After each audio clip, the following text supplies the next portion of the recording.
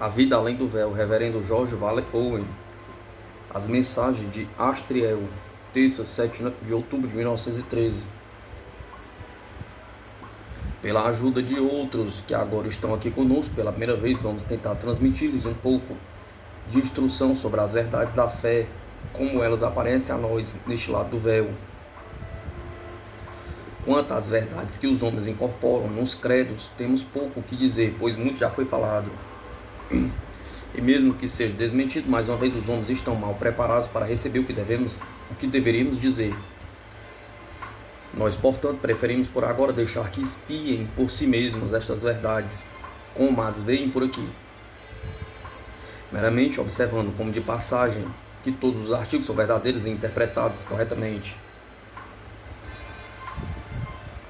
Seguiremos, portanto, tratando de falar sobre as coisas que os homens não consideram muito atualmente. Tudo isso prenderá mais a atenção deles quando acabarem suas discussões sobre os aspectos da verdade, que afinal são meramente aspectos, não a verdade fundamental em si. Se eles se dispusessem a ver as coisas na proporção correta, então muitos daqueles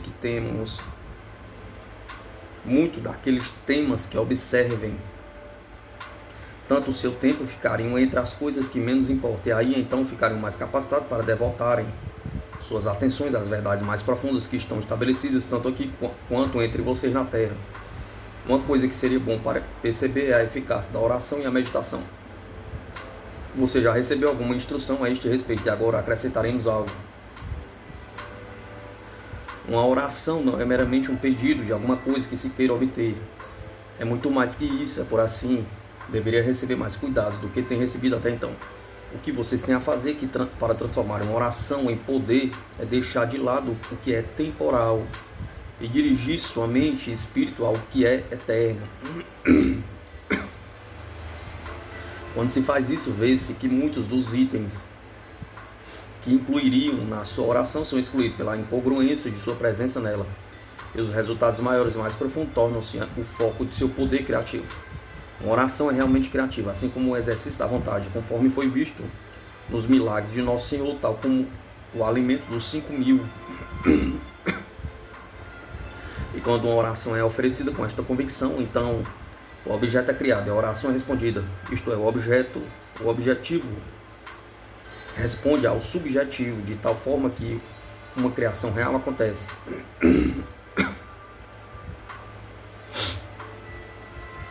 Isso não acontece quando a oração foi dirigida de forma errada. Então a projeção da vontade sai pela tangente, e o efeito será proporcional aos poucos raios pelas quais o objetivo será tocado. Também quando a oração está mesclada com pedidos indignos, ela será proporcionalmente enfraquecida, e também encontrará o desejo oposto ao regulador deste lado, como o caso requeira. E por isso o efeito não é obtido como se desejou. Agora, isto pode soar bem vago, mas de forma alguma é vago para nós. Você deve saber que aqui há guardiões dispostos para as orações, e sua responsabilidade é analisar e selecionar as orações oferecidas pelos da terra e separá-las em divisões, departamentos e passá-las para serem examinadas por outros e lidadas de acordo com o seu mérito e poder. Para que isto seja cumprido perfeitamente, é necessário que estudemos as vibrações da oração, da mesma forma que seus cientistas estudam as vibrações do som ou da luz. Como eles são capazes de analisar, separar e classificar os raios de luz, também nós somos capazes de lidar com as suas orações. Da mesma forma que existem raios de luz que eles confessam não saber lidar com eles, assim também muitas orações trazem para nós aqueles matizes mais profundos que estão além de nosso alcance de estudo e de conhecimento. Estas são passadas para os de maior hierarquia para serem tratadas com sua maior sabedoria. E não pense que estas serão sempre encontradas entre as orações dos cultos. Elas estão entre as orações das crianças, cujas petições e visões são cuidadosamente consideradas aqui, da mesma forma como as das nações. Vossas orações e vossos donativos sobem como memorial diante de Deus. Você se recordará destas palavras pronunciadas pelo anjo a Cornélio. Elas frequentemente passam sem serem entendidos pela descrição literal destas orações donativas, como eles aparecem ao anjo e são repassadas adiante, provavelmente por ele mesmo e seus companheiros de trabalho, para os reinos superiores. É como se ele dissesse: suas orações e donativos chegaram até minha legião e foram conscienciosamente consideradas pelos seus méritos. Nós as repassamos como merecedores e recebemos a notificação dos oficiais acima de nós de que elas têm um mérito excepcional e requerem tratamento especial. Por isso fui comissionado para vir até você.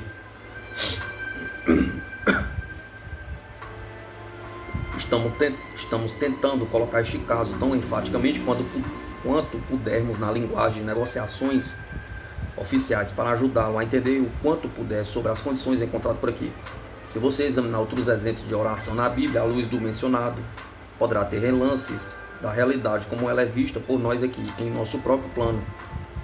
É o que se aplica às orações pode também ser aplicado ao exercício da vontade em direções não tão legítimas.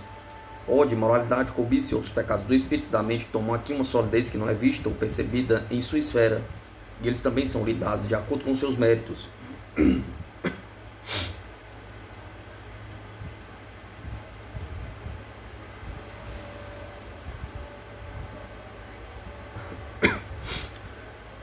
E ai destes que dizem que os anjos não podem se entristecer, porque sabem de nosso amor por nossos companheiros que ainda estão batalhando na terra. Se pudéssemos ver lidando com algum destes maus usos das maiores dádivas de Deus, eles provavelmente nos amariam mais e nos exaltariam menos. Agora nós vamos deixá-lo considerando este tema por si só. Se achar que vale a pena e quando virmos que deseja continuar, entraremos em outro tema que pode ser de interesse e muito útil a você. No topo da torre de sua igreja há um catavento em forma de galo. Você pensará que foi você mesmo que decidiu a forma que ele teria, não é assim? Pergunta. Eu tinha me esquecido completamente dele, até que você me relembrou. Entretanto, está certo. O arquiteto perguntou-me sobre isso. Eu hesitei entre um peixe e um galo. Eventualmente me decidi pelo último. Fique imaginando, portanto, o que teria a dizer sobre isso. Sem dúvida, veja, essas coisas são fúteis a você, mas há poucas coisas que são fúteis para nós. Agora, o fato da escolha de um galo para estar em cima de sua torre é consequência direta de certas atividades que estavam em sua mente há 5 anos atrás. Isto é um caso de criação, mas muitos riram disso, mas não nos importamos, pois nós também podemos rir, e algumas de nossas risadas deixariam vocês espantados. Eu lhe asseguro, o significado que você tinha em mente quando da sua escolha aparentemente não muito importante, surgiu para que todos pudessem relembrar que São Pedro negou seu Senhor. Suponho que você queria expor como um aviso para que não se repetisse tal ofensas nos dias de hoje, mas você não percebeu que aquela decisão aparentemente trivial foi registrada aqui e lidada com bastante seriedade. Devo dizer-lhe que o prédio de uma nova igreja é um evento que causa muita atividade aqui. Há oficiais que são destacados para atender nos serviços e na guarda do prédio e toda uma hoste de espíritos ministrantes são convocados dos diversos departamentos para um compromisso ligado com um novo local de reverência. Seus amigos clarividentes já viram alguns deles, mas comparativamente muito poucos. Cada detalhe é levado em consideração, não somente a respeito do caráter do ministro, da congregação, do coro e assim por diante. O melhor dentre nós, isto é, o que mais se qualifica, é escolhido para ajudar você, de acordo com as características que observamos, mas somente estas coisas. Mas a estrutura e os detalhes estruturais são considerados minuciosamente, especialmente onde entra o simbolismo, já que tem uma importância que não é sentida entre vocês, como é entre nós. Assim aconteceu que o catavento foi considerado também, e eu o escolhi como exemplo porque a aparência trivial mostra que nada é esquecido. Foi decidido que, como o galo foi escolhido preferencialmente aos outros símbolos, nós responderíamos a esta escolha de acordo com o nosso costume, dando à igreja uma oferta especial apropriada em troca. E esta oferta foi o sinal E esta oferta foi o sino da igreja, pela qual o menino do coro recolheu o dinheiro. Vocês não tinham sino quando a igreja foi consagrada. A ave estava lá em cima, mas não podia soar sua advertência como o original fez com São Pedro. E então nós lhe demos voz, e seu sino hoje soa como fez esta noite. Ficamos felizes ao vermos que aquele que escolheu um faz o outro falar dia após dia, pois ele é com certeza adequado. Você acha que temos nossas fantasias aqui? Bem, talvez seja assim. Vocês ficaram muito gratos pelo sino, não ficaram, bom amigo? Com certeza ficamos, e agradeço a você por sua mensagem gentil. Poderia saber quem é, por favor? Pergunta. Somos ministros espirituais de uma esfera onde seus próprios amigos e sua mãe visitam de vez em quando, e ela nos contou sobre você e disse do quanto gostaria que nós o conhecêssemos pessoalmente, e se possível transmitir-lhe alguma mensagem. Ela e seus amigos vêm até nós para serem instruídos. Falando de meu próprio plano, alguns membros de lá estão aqui comigo. Eu diria que estamos felizes de virmos e por conhecê-los, mas conhecíamos você e sua igreja antes que sua mãe nos contasse. Obrigado pela gentileza. Seria permitido que eu perguntasse seu nome? Permitido sim, mas temo que não o conheça, nem o entenda. Apesar disso, Senhor, diga-me se o desejar. Astriel, que o deixa com suas bênçãos.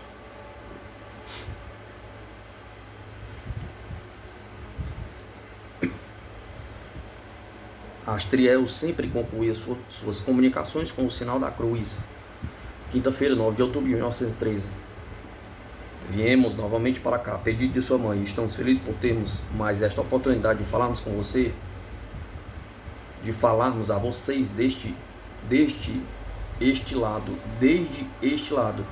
Nunca imagine que ficamos atribulados ao virmos para a esfera terrestre, porque apesar de significar uma experiência de brilho ambiental menos intenso que no nosso plano, mesmo assim é um privilégio que contrabalança tudo e mais.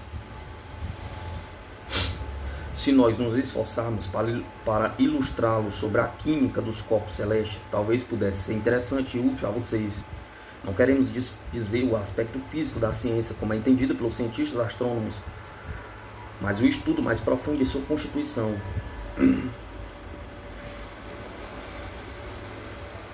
Cada estrela, como sabe, é por si mesmo um centro de um sistema que abrange nele não somente os planetas em revolução em torno desta estrela, mas também as partículas de matéria que se espalham naquele sistema, mas que são sublimadas demais para serem conhecidas por qualquer sistema de química possível aos que habitam em corpos físicos. E em suas pesquisas são compelidos a usar instrumentos materiais e cérebros materiais. Estas partículas estão entre o puramente material e o espiritual, e sem dúvida pode ser usado nos âmbitos material e espiritual, porque os dois são meramente duas das muitas faces de um âmbito progressivo e atuam e regem uns nos outros, como o Sol e seus planetas. A gravitação é aplicável a essas partículas também, nos dois lados, e é por isso desta força, como a chamaremos, por ser um nome conhecido e também pouco entendido, que nós mantemos coesas essas partículas juntas e podemos de vez em quando vestir nossos corpos espirituais, ou tornarmos visíveis à chapa fotográfica e algumas vezes ao olho humano. Mas fazemos mais que isso, em um campo mais amplo. Se não fosse essas partículas, todo o espaço seria escuro, isto é, nenhuma luz poderia ser transmitida de um planeta, ou do Sol, ou de uma estrela para a Terra, pois é por causa da reflexão e da refração deles que os raios são visíveis. Não que sejam transmitidos, pois sua transmissão e a passagem dependem de outros elementos, dos quais diremos apenas: isto não é o raio de luz, nem a chamada onda de luz, que são visíveis ao olho humano, mas a sua ação nestas partículas minúsculas, que ao impacto destes raios tornam-se visíveis em ondas.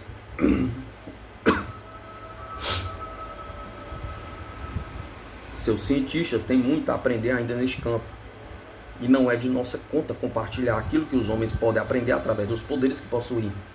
Se o fizéssemos, então o benefício derivado de sua escolaridade terrestre seria diminuído materialmente. E este é o porquê de sermos muito cuidadosos ao transmitirmos apenas o que os ajudará a progredir sem neutralizar os bons efeitos dos esforços pessoais e coletivos. Mantenha isso em mente, e talvez isto será tido como pertinente a qualquer coisa que julguemos conveniente explicar a você através de mensagens como esta. As estrelas então emanam sua luz, mas para que a emanem primeiramente devem tê-la em si. E como não são personalidades autoconstituídas, para que isso tenham a elas deve ser dado. Quem o faz e como é feito? Bem, claro, é fácil responder. Deus, pois ele é a fonte de tudo. Isto é verdade o suficiente, mas, como sabe, ele emprega seus ministros. E eles são inúmeros e cada um com sua tarefa determinada. As estrelas recebem seu poder de transmitir luz pela presença de miríades de seres espirituais sobre elas, todos ordenados e regulados em suas esferas e todos trabalhando em conjunção. Estes têm a estrela a seu encargo e é deles que a energia procede, a qual permite à estrela desempenhar seu papel determinado. O que queremos que entenda é que não há coisas como forças inconscientes ou cegas em todo o reino da criação de Deus.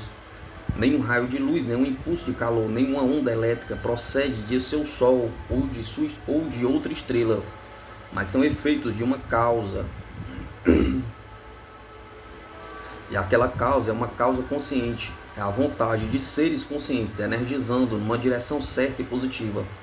Estes seres são de muitos graus e de muitas espécies. Não são todos da mesma ordem, nem todos da mesma forma, mas seu trabalho é controlado pelos que são superiores e estes são controlados por poderes de um grau ainda mais elevado e sublimado. Assim, estas grandiosas bolas de matéria, tanto gasosas, líquidas ou sólidas, tanto estrelas como planetas, são todas mantidas juntas e suas forças energizadas e fazendo o efeito, não através da operação de alguma lei mecânica, mas pela consciência de seres viventes por trás disso. Trabalhando através destas leis, nós usamos a palavra conscientes, preferivelmente a inteligentes,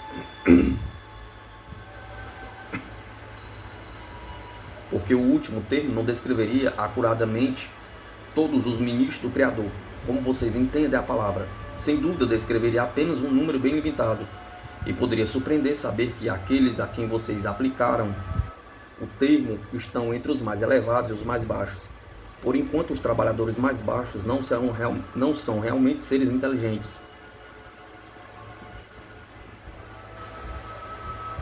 Os mais elevados são mais sublimes do que o termo implicaria. Entre os dois, há esferas de seres que poderíamos continuar descrevendo como seres inteligentes. Repare bem que não estou falando agora nos termos que usamos aqui e que vocês usarão quando chegarem aqui e estudarem de alguma forma as condições daqui. Estou usando a linguagem da Terra e fazendo empenho para colocar o tema sob o seu ponto de vista. Agora você poderá, a partir do que já escrevi, ver quanto é íntima a relação entre o espírito e a matéria. E quando, na outra noite, falando de sua própria igreja e da colocação de guardiões e trabalhadores, entre outras coisas, para o cuidado do edifício material, estávamos apenas falando a você sobre o mesmo princípio regente, numa escala diminuta. Apesar disso, é exatamente o mesmo princípio. O esquema que provê a manutenção de todos aqueles milhões de sóis e de planetas também teve lugar no arranjo de certos grupos de átomos, alguns em forma de pedra, outros de madeira ou tijolo, que resultaram naquela entidade nova que chamaram de igreja. Eles foram mantidos próximos, cada átomo em seu lugar, pela emanação do poder da vontade. Eles não são colocados ali e deixados ações. Se fosse assim, o edifício logo ruiria, caindo em pedaços.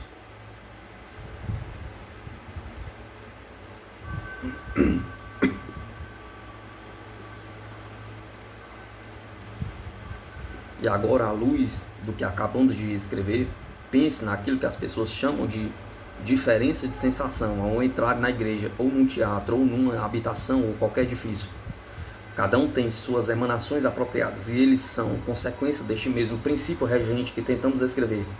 É espírito falando a espírito, os espíritos de trabalhadores desencarnados falando através de um médio de partículas materiais e seu arranjo e propósito aos espíritos dos que entram naquele lugar.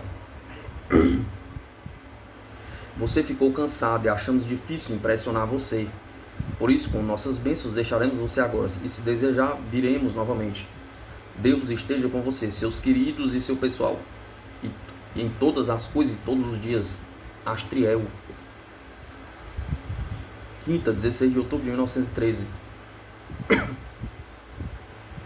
Se por acaso dissermos algo que puder parecer estranho e irreal sobre esta vida nas esferas espirituais, você manterá em sua mente que há poderes e condições as quais na Terra são apartados do conhecimento exterior dos homens.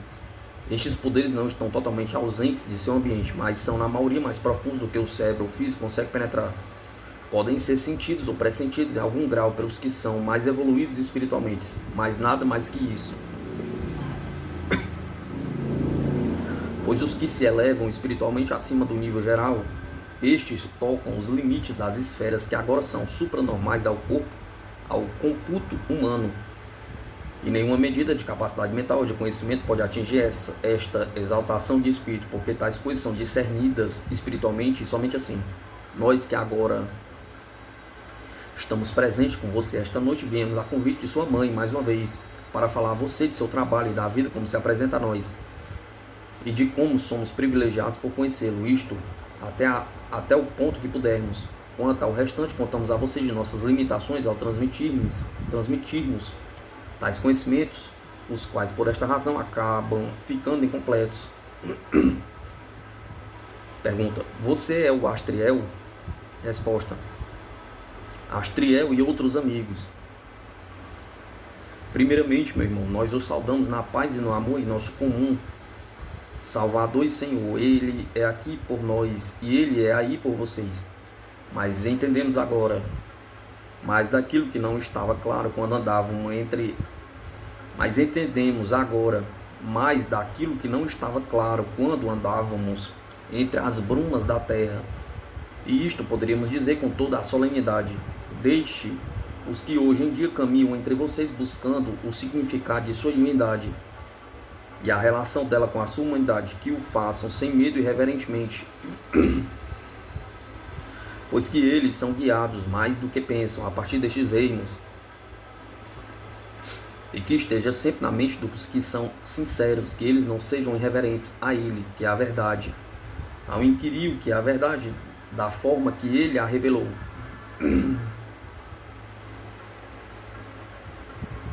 Apesar disso, amigo, vamos contar-lhe com este mesmo destemor e também com uma grande reverência, que é aquilo que acontece sob o nome de ortodoxia entre os cristãos da igreja, na igreja da terra, não é uma apresentação justa e verdadeira, sob muitas formas da verdade. Como viemos a conhecê-la aqui, também vemos entre vocês muito despreparo para seguirem adiante, e falta coragem e fé na providência de Deus, que os guiará se os homens seguirem cada vez mais para uma luz mais intensa, a radiante luz cintilante, a que envolve os bravos para mostrar-lhes o certo e o sagrado caminho em direção ao seu trono.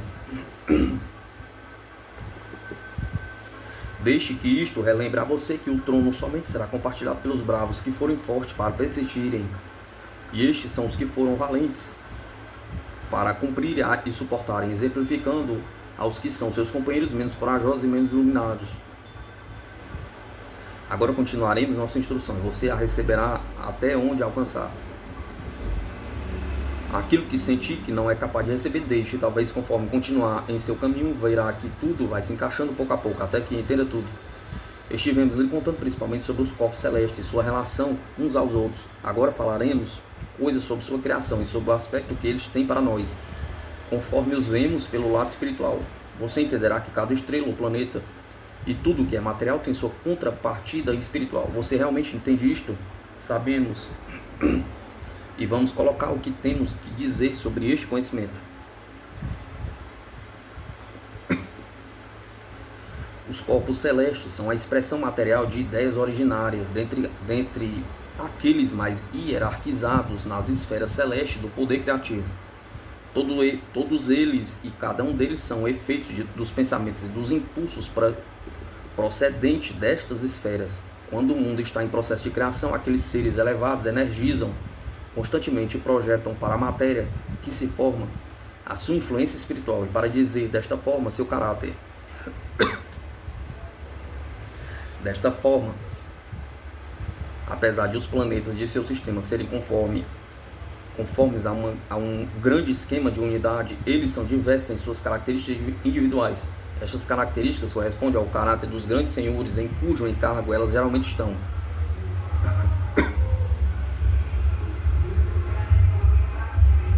Os astrônomos estão certos quando dizem que certos elementos que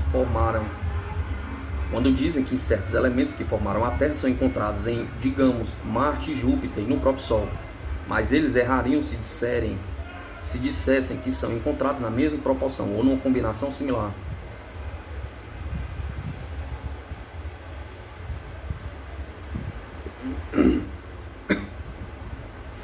Cada planeta difere nestes fatores de seus companheiros, mas estão todos em conformidade com um projeto mais amplo, que os governa como um sistema. O que é dito aqui pode ser aplicado no âmbito mais amplo das coisas, considerando o reino solar como uma unidade. Ele não é idêntico, nem em composição de elementos, nem na constituição planetária, aos outros sistemas. Cada um difere de seus pares também. Agora, já explicamos a razão para tanto. Vem da mente individual do senhor diretor do sistema em particular. Abaixo dele estão outros grandes senhores que trabalham em uníssono com a sua ideia regente única, mas estes também têm liberdade naquilo que está a seu encargo e assim por diante, até coisas mínimas da criação, as flores, árvores, animais e a formação da face do planeta. É por causa desta variação na criação e no controle que vocês têm tanta diversidade nos detalhes, e por causa dos limites da restrição ao exercício daquela individualidade livre, que vocês têm a unidade que encontraram interpenetrada em cada departamento e subdepartamento da criação.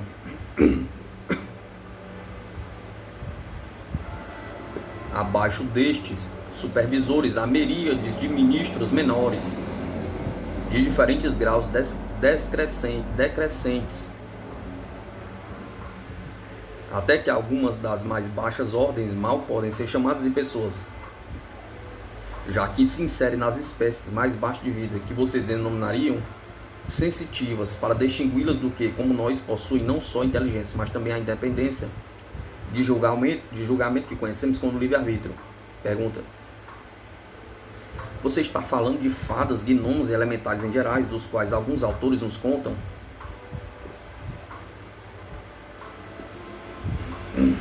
Sim, eles são reais, na maioria benevolentes, mas estão longe abaixo na esfera humana e por isso são menos conhecidos que os mais elevados graus de ministério, como os espíritos dos homens e os que atingiram o grau angélico.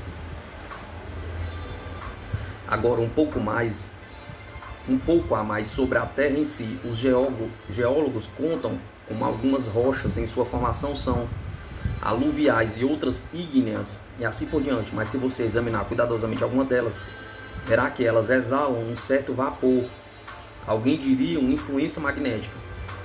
Este é o efeito da inspiração original delas, a partir daqueles que a formaram originalmente, e estas características são merecedoras de estudos mais profundos do que tiveram até então. A composição química tem sido mais ou menos averiguada, mas as influências mais sutis procedentes das partículas eternamente vibrantes têm sido negligenciadas. Mesmo assim, quando se relembra que nenhum pedaço de rocha ou pedra está inerte, pois todas as suas partículas estão em movimento ordenado e constante.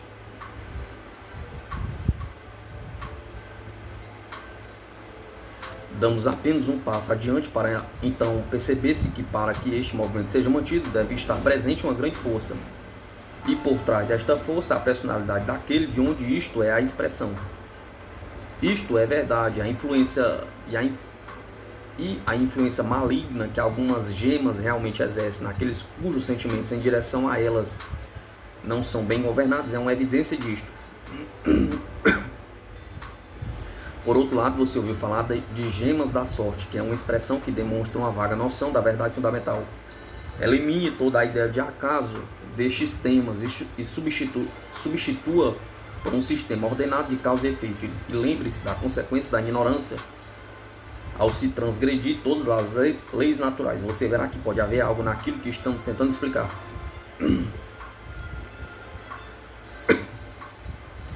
Para dar mais ênfase, limitamos nossas considerações à criação mineral, mas a mesma verdade pode ser adaptada ao reino vegetal e também ao animal. E disto não falaremos nessa noite. O que dissemos foi dito com o objetivo de mostrar que há um campo para os que têm mente científica e para os que não temem seguir mais adiante do que os cientistas se permitirão até aqui. O todo pode ser resumido em poucas palavras: se aceitais, então a conclusão a que levamos deve necessariamente ser aceita também. Toda a criação material não é nada em si por si, é apenas a expressão, num plano mais baixo, das personalidades de planos mais elevados, os efeitos dos quais suas vontades são as causas, como o homem deixa impresso o seu caráter em seu trabalho do dia a dia. Assim, os grandes senhores criativos e seus ministros deixaram as impressões de suas personalidades nesses fenômenos materiais. Nada está parado, tudo se movimenta constantemente. Este movimento é controlado e ordenado, e isto é uma garantia da energização constante da personalidade. Como os graus menos elevados de serviço são dependentes dos senhores mais elevados para a sua existência e continuidade, assim esses últimos são dependentes dos de maior grau e de sublimidade, assim como eles são da energia suprema única, o ser de existência própria, cuja vontade é a nossa vida, e cuja sabedoria é maravilhosa do que podemos expressar. É mais maravilhosa do que podemos expressar em palavras ou pensamentos. Reverenciemos aquele que tudo é, reverência de nós que, em Cristo, nosso Senhor e Salvador, habitamos nele e ele em nós. Amém. Sexta, 24 de outubro de 1913. Viemos esta noite com nossos amigos, sua mãe, as companhias dela, a convite dela novamente, para transmitirmos a você uma mensagem de ajuda, amiga e de conselho. E pensando sobre o que mais poderia lhe interessar, concluímos que fosse para dizermos algo a você sobre os poderes que velam pelo mundo. Deveríamos talvez levá-lo e os que estão querendo segui-lo. Um pouquinho mais adiante, em direção ao grande corpo de conhecimento que aguarda a sua pesquisa, quando tivermos deixado de lado aqueles entraves da vida terrena, ficando livres ao progresso em direção às glórias maiores do reino do Espírito. Pergunta: quem está escrevendo isto, por favor? Resposta: somos os que já estivemos aqui antes, amigo. Astriel, como você me conhece, e meus companheiros de trabalho da 10ª esfera de evolução. Podemos continuar então? Pergunta: por favor, e agradeço pela sua cortesia em descerem até aqui, até este reino escuro, como lhe parece. Resposta: você diz descer até aqui, e isso expressa muito bem a condição das coisas do seu ponto de vista, apesar de não ser completo nem perfeito, pois se o planeta no qual você vive, sua vida atual, é dependente de espaço, então em cima e baixo são termos que devem ser bem restritos em seu significado. Você já anotou isso em sua escrita, ou aliás foi pressionado a anotar. Quando dissemos os poderes que zelam o mundo, não queríamos, claro, localizar esses poderes em um lado do planeta, mas implica em um envolvimento total da guarda que os poderes celestiais mantêm sobre esta esfera que é chamada de Terra. Estes poderes são residentes nas zonas das quais a Terra em si é o centro, e elas estão em círculos concêntricos em torno dela.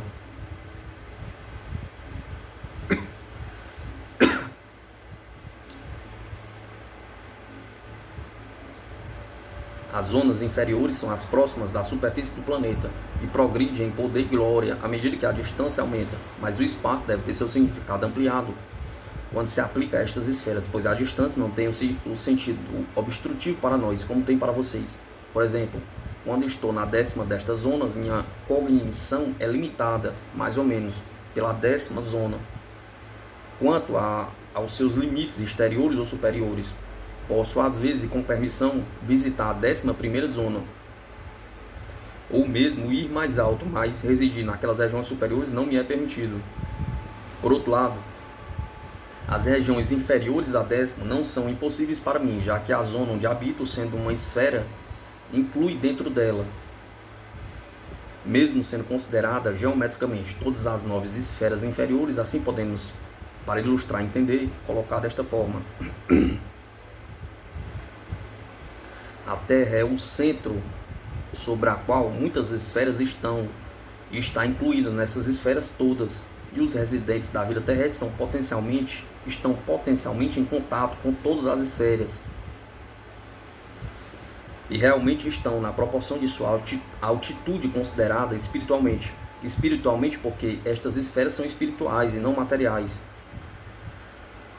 Mas a esfera material da Terra é somente assim fenomenicamente, pois é a manifestação em matéria de todas essas ondas de poder espiritual que a envolvem, e de outras também, e de outro grau que a interpenetram.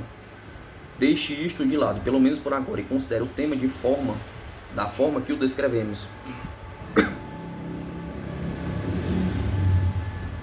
Você vai agora ter uma ideia do que significam aspiração, oração e culto. Eles são os meios de comunhão com o Criador, e os que são elevados e sagrados, e que habitam na mais alta ou mais externa destas esferas, para se colocar de uma forma que você entenda, incluindo dentro dele e destes todas as zonas inseridas na zona mais elevada ou esfera. E assim a Terra em volta, inclusa e afetada por poderes espirituais de variados graus e espécies, confiados pelo Criador, Deus, a todos estes ministros de todas as esferas que estão em torno dela. Mas conforme se progride para adiante, alcança-se um estágio complicado de compromissos. Pois não é só a Terra somente, mas cada planeta do Sistema Solar tem como um complemento zonas espirituais ou esferas. Assim, à medida que se afasta cada vez mais da Terra, chega-se a um reino onde as esferas da Terra e dos planetas mais próximos interagem uns com os outros. Cada planeta funciona como um assessoramento semelhante. Então a complexidade torna-se multiplicada, e você começará a ver que o estudo destas esferas não é tão simples como algumas boas pessoas entre vocês pensam que é, e que demandam de nós as informações quanto ao significado de tudo.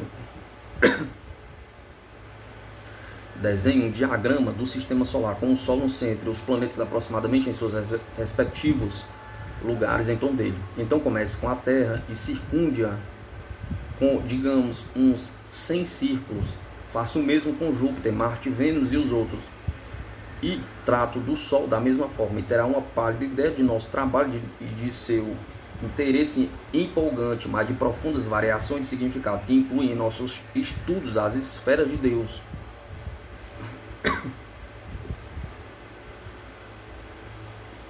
Nós ainda nem alcançamos o limite de nosso problema, porque o que se aplica ao Sistema Solar deve ser aplicado também a cada estrela e seus planetas. Então, cada sistema tem sido considerado em separado. Cada um e todos devem ser estudados em sua correlação com os demais.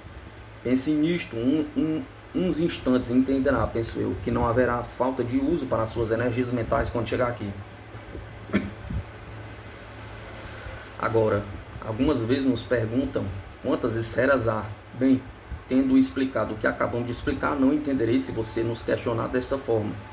Se tivesse feito a pergunta, nós, que somos apenas da 10ª destas esferas, teríamos que responder: não sabemos, e temos muita dúvida de nossa resposta. A você seria diferente se tivesse feito a mesma pergunta há 1 milhão de milhões de éons adiante nesta nossa época, tendo nós progredido todo este tempo.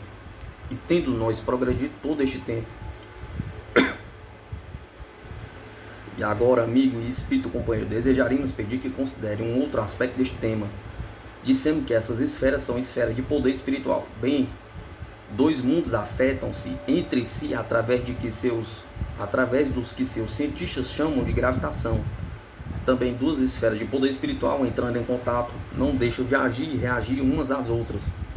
Referindo-nos ao seu diagrama mental do Sistema Solar, você verá que a Terra é necessariamente atuada por um enorme número de esferas, e que um grande número delas são do Sol e de outros planetas. Sim, amiga, afinal de contas, um fundo um fundo na ideia astrológica, e talvez seus cientistas fazem bem em ficar bem distantes disso, porque pode não ser bem entendido e poderia se tornar perigoso. Quanto aos que não entendem o que é o poder espiritual, é real e é tremendo, e cada esfera destas é forçada ou modificada pelas outras. O estudo disto deveria ser encetado com a maior reverência e devoção, porque estes são reinos onde os anjos de mais alta hierarquia vão tranquilamente, e nós de hierarquia menor olhamos e imaginamos a sublimidade daquele ser que unifica tudo isto em si e que não tem nome que possa ser transmitido a nós, que somente podemos ir até uma pequena parte do caminho, e então nossos braços nos são encurtados, nós que apenas podemos ver um pouquinho do caminho, e aí a luz adiante fica escura, tal é a intensidade dela.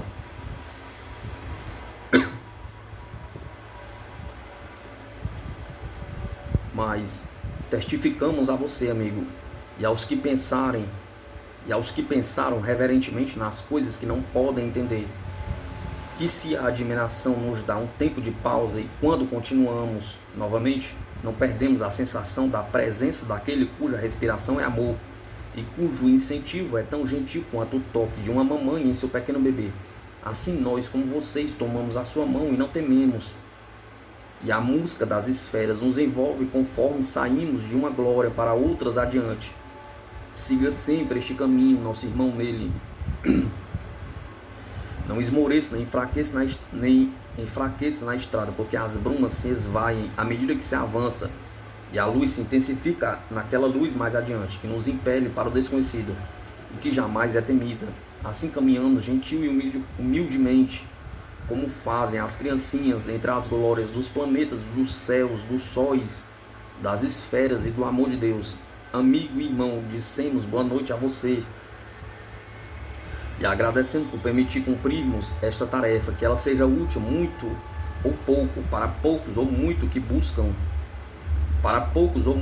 buscam a verdade. Boa noite mais uma vez, e esteja certo de nossa abençoada ajuda. A vida além do véu, Reverendo George Valley Owen.